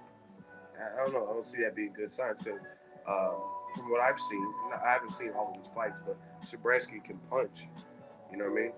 So I wouldn't be surprised if this is a war, or if this doesn't look like a Kovalev fight pre-Andre Ward.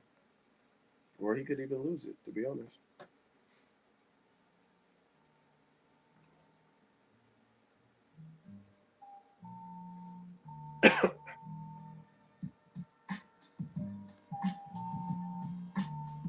You want to have a real boxing convo, but when I stated some facts earlier, you blocked me. Let's talk. All right, let's talk. Here's how I talk. Blocked! Boxing Phenoms, you out of here again. You gonna keep doing this and just wasting your time. I know you ain't got a job. I know you ain't got no money. If you just made 3-4 accounts to come into my live stream, you ain't getting paid. There's no way you could be getting paid. Why? I don't get it. Why are you so desperate for my attention or to be in my stream? No, I will rewatch once again. I'll rewatch Canelo Golovkin on the HBO replay before Jorge Linares. Yeah, I don't know. He has all the coffins. I guess he has a whole mortuary. He just keeps getting blocked. I'm not arguing with stalkers.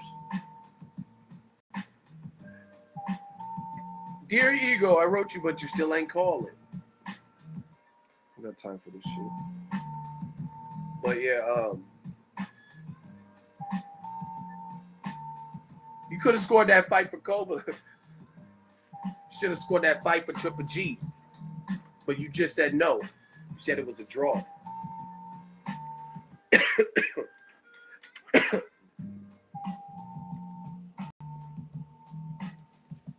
see, another thing that's scary for Kovalev, his mindset right now, is I don't believe in what he's saying, and he's still saying it. That's scary. That's scary when the man can tell you something and you know he doesn't believe it. And the reason I know he doesn't believe it is why are you fighting the guy Sullivan Barrera knocked out instead of Sullivan Barrera, and you guys are both with main events. Why not fight Adonis Stevenson? If you know you was in the Ward fight and you was beating Ward's ass in the rematch, and Tony Weeks ruined everything, why not fight Adonis Stevenson? That's the fight you want. You probably didn't even reach out to Adonis Stevenson. You know what I mean? So why take the fight that's more of a tune-up? Why don't you fight Vodstick or Beterbiev, right? Why fight Shabransky? Beterbiev never been stopped as a pro. Vodstick didn't get stopped as a pro. So why are you fighting the guy that got stopped? Could be a good fight, but why are you fighting him? You know what I'm saying? If you really believe that you were cheated out of the win. Doesn't make sense.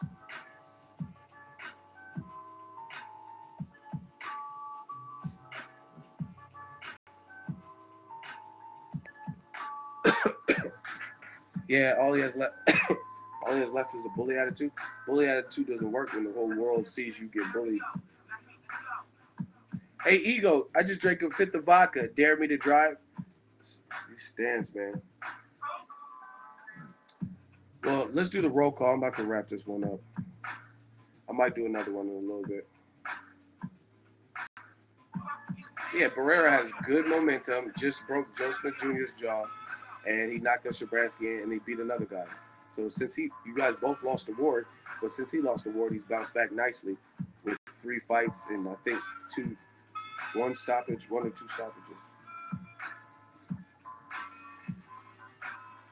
Boxingego roll call. Let me know where you guys are from so I can announce it. Thank you for the super chats. We working, man. I'm trying to get better from the sickness, break down these fights, talk boxing, you know, the usual. This chat's coming in super slow too. Sydney, 7 a.m. Shout out to Australia. Do the roll call. Memphis.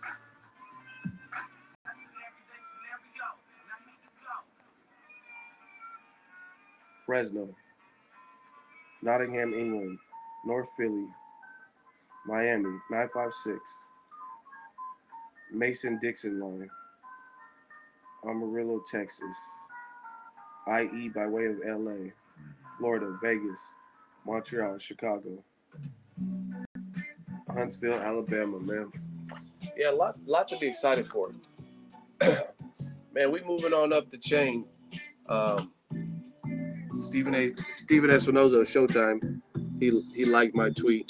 You know what I'm saying? We're moving up the ladder. But what I said in the tweet was real. I say what I mean. I don't care who's mad or who's angry.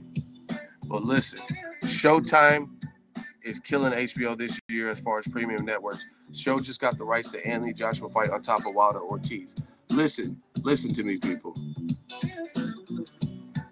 Heavyweight division is a staple division in boxing. It always has been.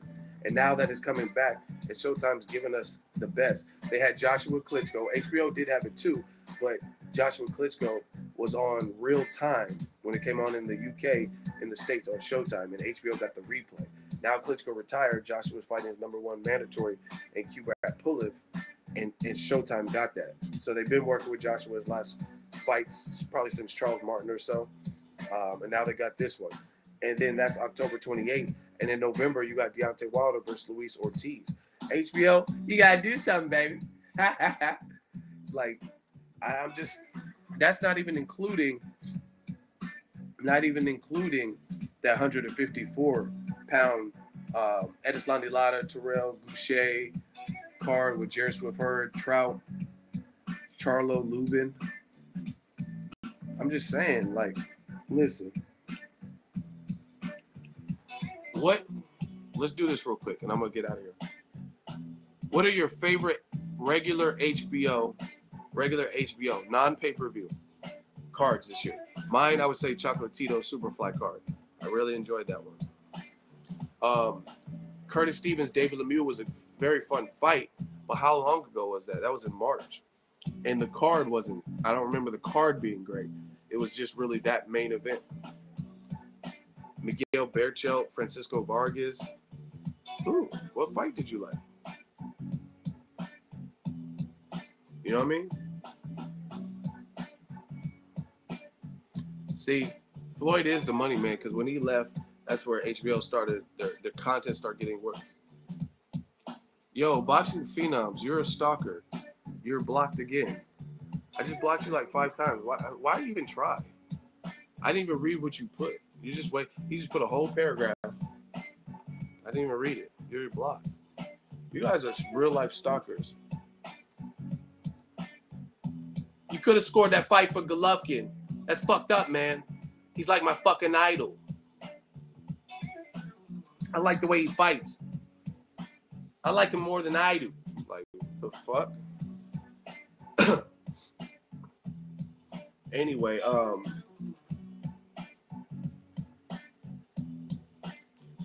y'all creepy. But anyway, what HBO's fights do you like on regular HBO?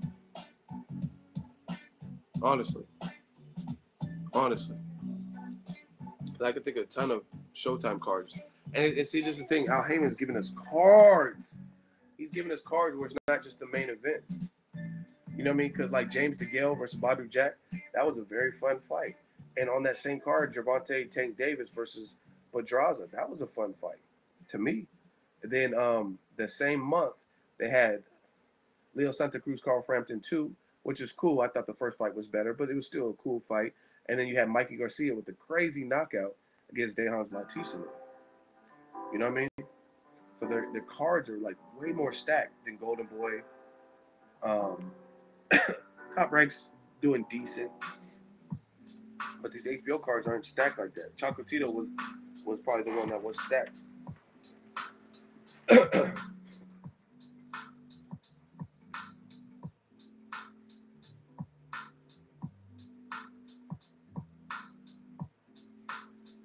How is he able to come back after being blocked? I don't know what he's doing.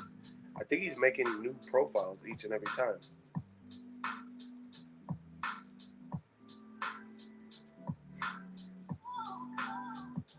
Are you going to have 2 million subs tomorrow? Are you going to have any subs on your channel tomorrow? Just a question. Why do you care how many subs I have? Worry about your boxing channel and your growth.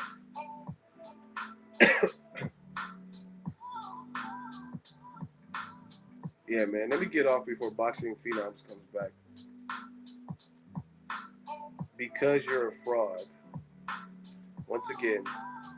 Should I put him in the hot seat? We got another hot seat victim. He says because I'm a fraud. How am I a fraud, sir? Do you choose to be in the hot seat?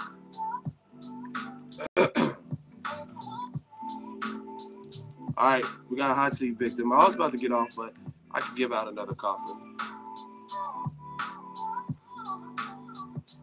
Let me put him in the hot. You know what? He's disrespectful, so I'm not even going to ask for his permission. I should just body him. Huh? He said I'm a fraud. Okay, so what am I a fraud about? What's fraudulent?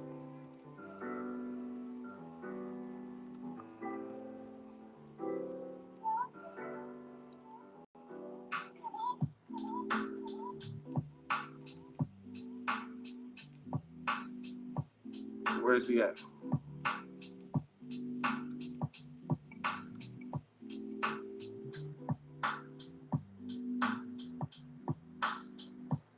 All right, this one finna be a breeze. He says I'm a fraud. Y'all want him in the hot seat? Hit the like button. If we get to 175, I'll torch him. I'll hand out a coffin. Easy work. We get to 175 to 200 likes, somewhere right around there, I will body this man. Because that's what y'all like. That's what y'all want. Hit the like button if you're new to the stream. If you want another coffin, I was just gonna get off. You know what I mean? Maybe go to Starbucks, get some tea. But we always got time for more coffins. The graveyard is not that full.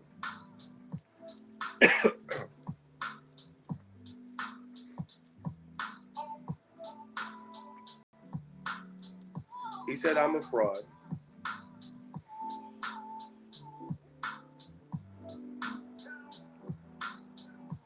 Everything I show you is real. Like, listen, where's he at anyway? Hit the like button if you want this dude to get his coffin, if he deserves his coffin. Because the fans gotta want it. I don't want to just be, you know what I mean, getting these manslaughter charges. Okay, so you said I'm a fraud for, explain it again. TRA Boxing. I'm a fraud. I'm gonna let you speak first. You go first. I'm a fraud, so why am I a fraud?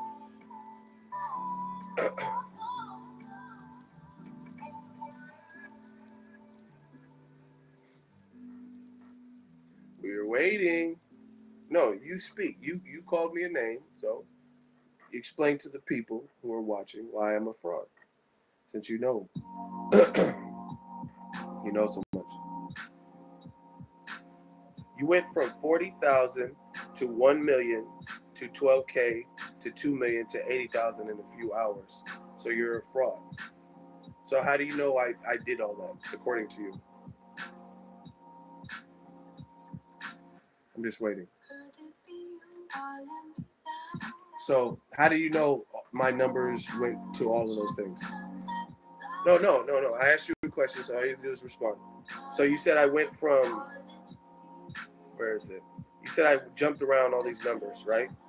I went from 40,000 subscribers to 1 million to 12,000 to 2 million to 80,000 in a few hours. You have the video. Where's the video? How do I find the video?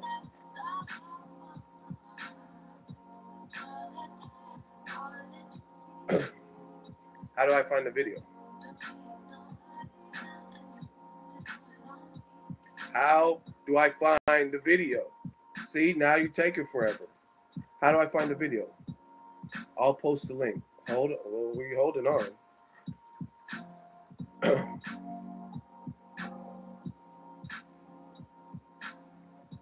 Oh my God, we have to wait all day. See?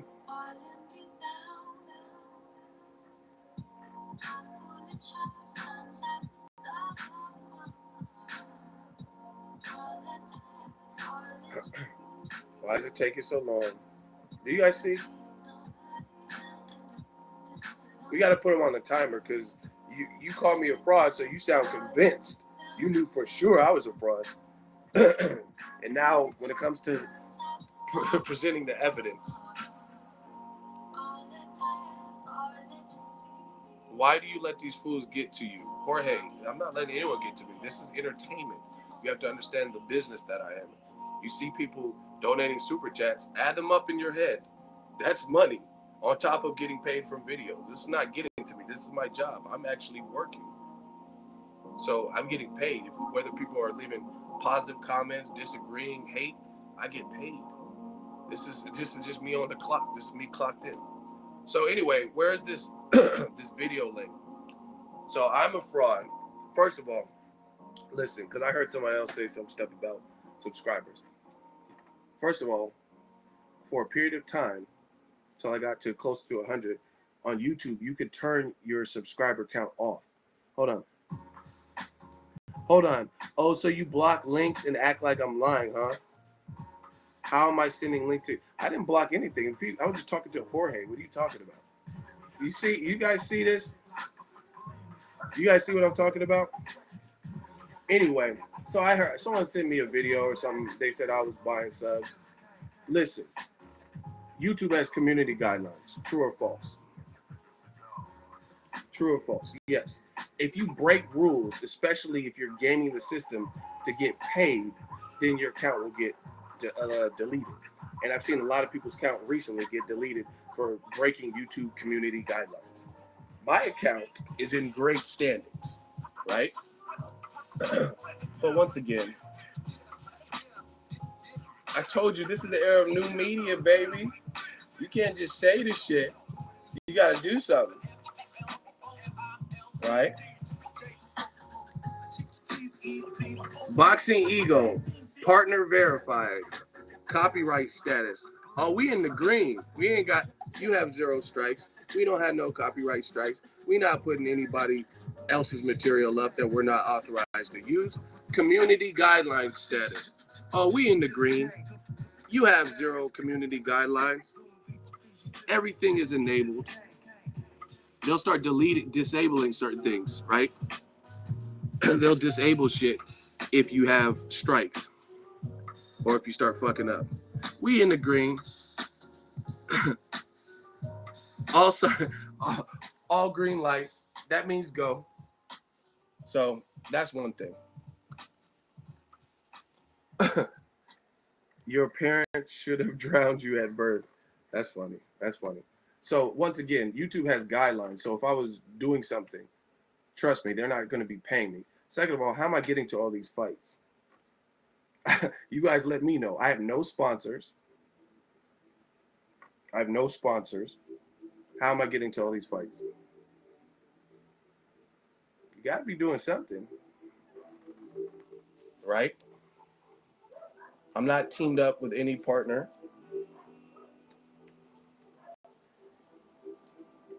Yeah.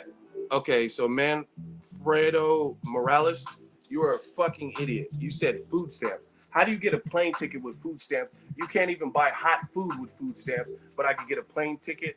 You're an idiot. You're an idiot. I'm gonna block you for saying food stamps. I get into fights from food stamps. How do I get hotel stays? Oh hey, I want to use an EBT card for this MGM room. YouTubers with 2K subscribers get credentials. Stop the bullshit. Who? Okay, who? Who's getting credentials with under their name, not working for somebody?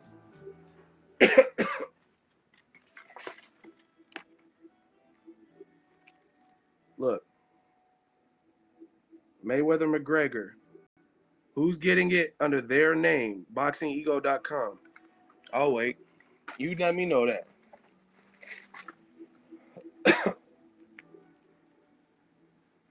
Boxingego.com. Who's getting them? Who's getting them under their name with 2,000? See, now you already started something you can't finish. Name a YouTuber who has 2,000 subscribers, who has credentials to the hottest fights under their name, and they have 2,000. Y'all keep telling me to post the video, but this live stream doesn't allow it. Oh, really? Give me something to post a link to. Looking shady, baby.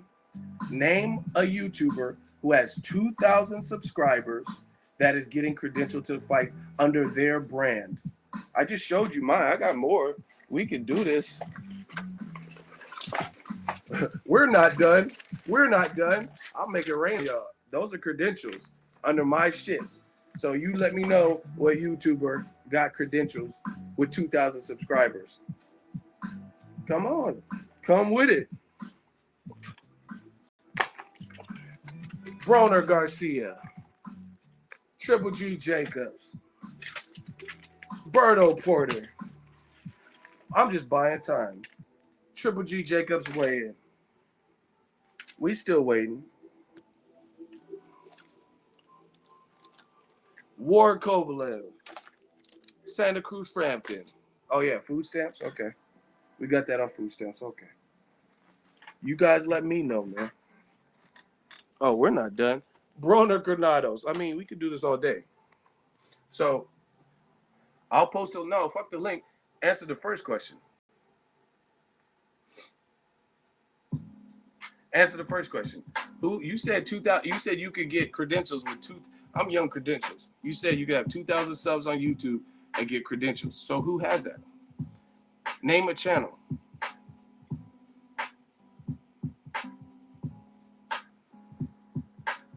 Michael Montero and rest in peace Tito Garcia were getting credentials. Michael Montero works for somebody. He works for whoever he works for. And rest in peace to Tito Garcia, he also worked for somebody. I said under their own brand.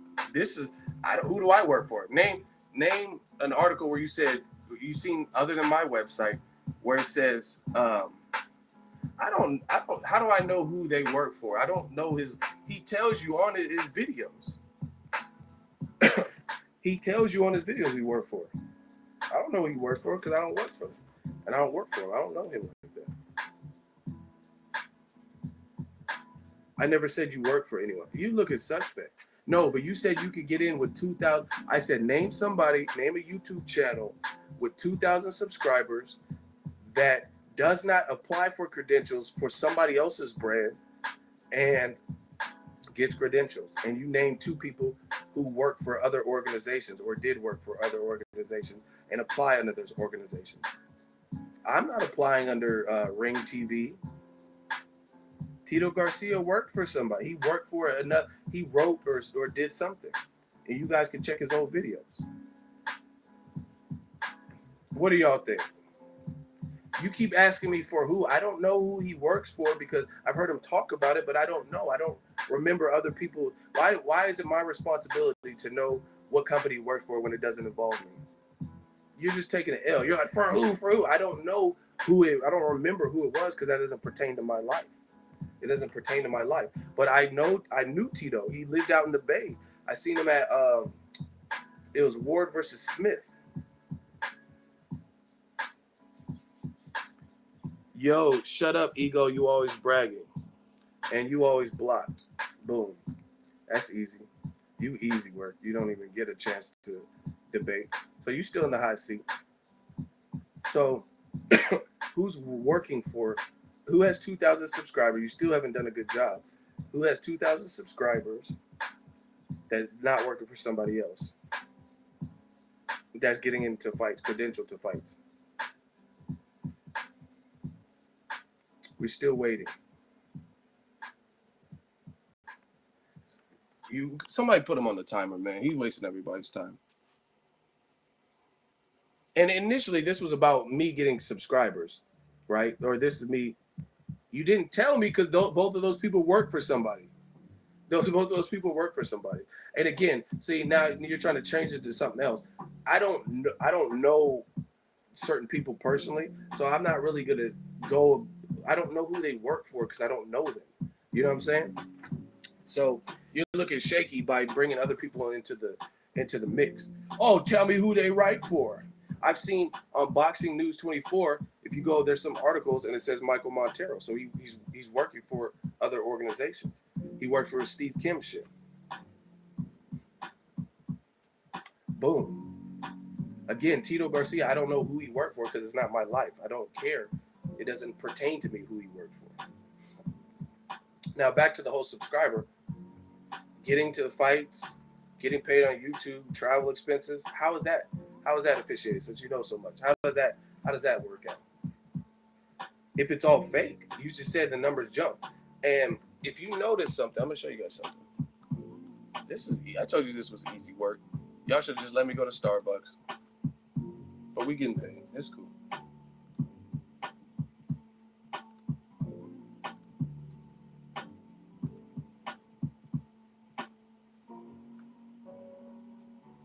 It's cool. Easy work. What did brother say? I still got my See, this is what happens when people listen to other people and jump in the mix and they don't know what the fuck they're talking about. This is what happens. They get bodied. Because all that shit y'all be saying, y'all can't back it up. So here's another thing. In his rant, he says you jumped up to 2 million subscribers and then you went down to 2,000. This is when I joined YouTube.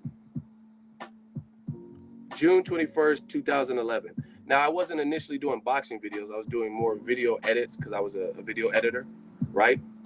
Listen, right?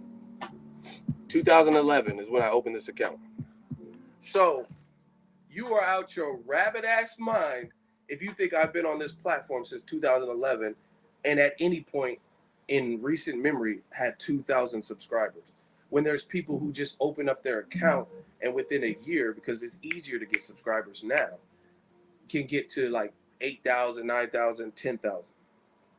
If you thought that I had 2,000 subscribers, you're already batshit crazy and out your scalp.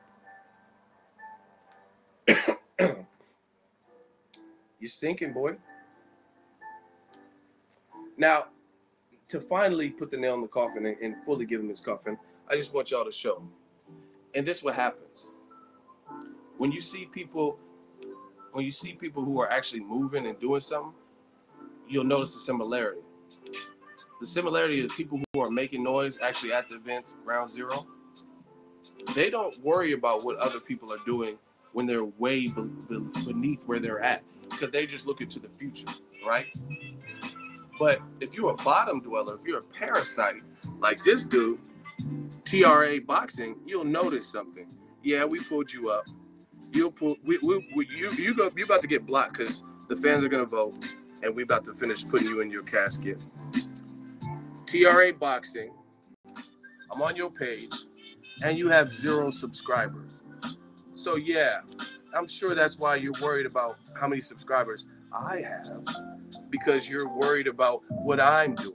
That's how you have that's why you have a chance to try to check my numbers and study what I'm doing, because you're at the bottom and you have 0. You have nothing. Your channel is nothing. It says real boxing, but you have nothing. Zilch, zip, goose egg. So yeah, I'm sure you are paying attention to what the fuck I'm doing, but instead of being a good boy like the Golovkin says, you should have just been a sponge, kept your mouth shut, try to learn, see what you can siphon off of me, and just worried about your channel. But now you had to get exposed in front of all these people.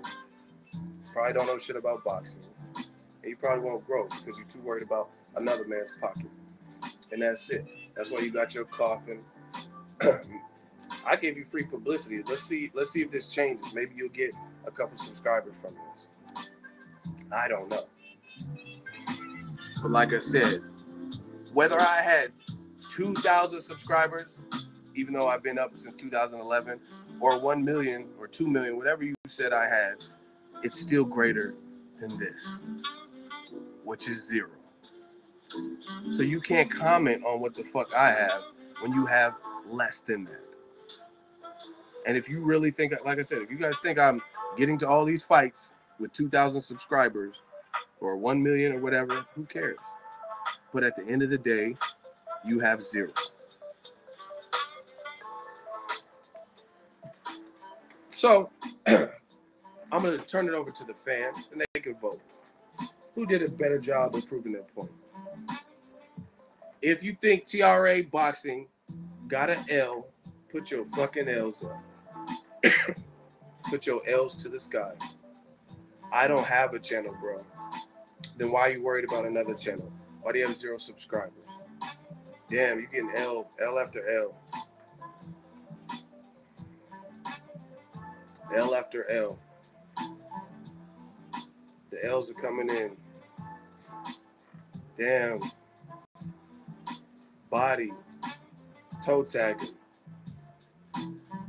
This might even be a closed casket. This might be a closed casket. But again, that's what's wrong with a lot of you clowns. I'm trying to give you guys gems. You worried about the next man. You worried about what the next man is doing. Worry about you. Worry about you. And actually, to answer your question, is there's a way on YouTube where you can hide your subscribers. You can hide the count. And I did it just as a test. And I didn't know what was going to happen. And some people were saying it showed blank and they didn't see anything. And some people were saying it said all kinds of numbers. But it was driving people crazy. And I thought it was funny. So I just left it up like that. Right? And I just kept pushing. And dummies like you took the bait and started watching my subscribers and wondering how many subscribers I had and stuff like that. And I just sat back and watched. There were people leaving comments. I'm getting free comments off of that. Free comments. And I guarantee if I do it again, the same thing will probably happen. My channel's always been popping. But again, if you're doing something illegal, gaming the system, then you'll be off of YouTube. You know what I mean? If you put certain titles that deceive the public, you'll be off YouTube, especially with the adpocalypse. So again, collect your L. Everybody watch me block him. And you got fried. Worry about you. Blocked. Oh, this is going to be a good one. Close casket.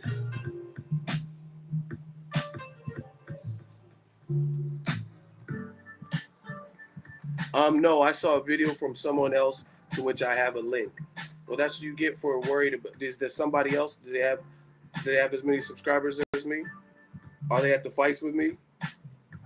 Okay, then. That's what you get. That's what you get for listening to somebody else instead of going to the source and knowing what the fuck you're talking about. You get body bag. Y'all all get it the same. Damn, Tran. What's the name? Tranning? Tran boxing? That's not even going to be a hit in the boxing community. Tran boxing? Really? You're going to have a bunch of Caitlins on your channel. But again, worry about you. Life will be a lot smoother. And that's it. Get that body bag, collect your L, and keep it pushing. But that's what I'm trying to tell you. I've been in the game long enough. I see how these motherfuckers work. It's always the people who ain't got shit who got the most to say. You know what I'm saying? The other people, I was just talking to Ellie at the Canelo Golovkin fight. I ain't got no issue with Ellie. We were just talking. You know what I mean? But Ellie's booming. His channel's been popping for years. You know what I'm saying? I just did Dante's Boxing Nation show. His channel's been popping for years. Right? And that's the name of the game. So if y'all fans, y'all want to get in that hot seat, y'all can get in the hot seat. But I'm telling y'all, know where you get your information from. Know where you get your information from. Because anybody can tell you anything. But you got to make them prove it.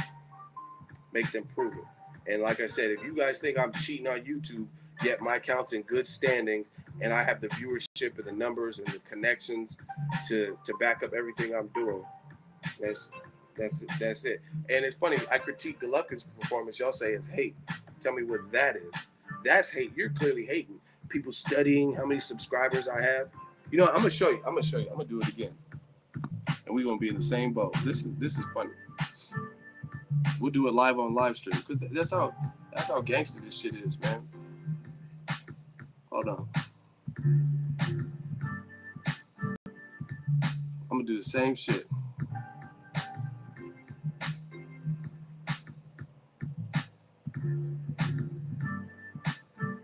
Hold on, I'm gonna do it live on stream.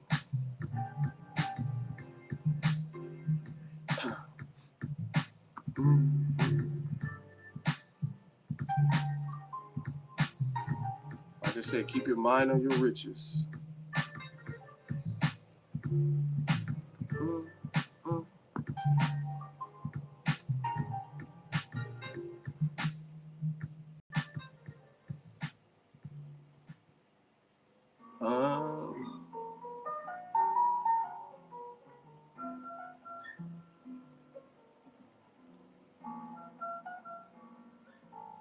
Hold on 1 second. I'm trying to find this shit for y'all.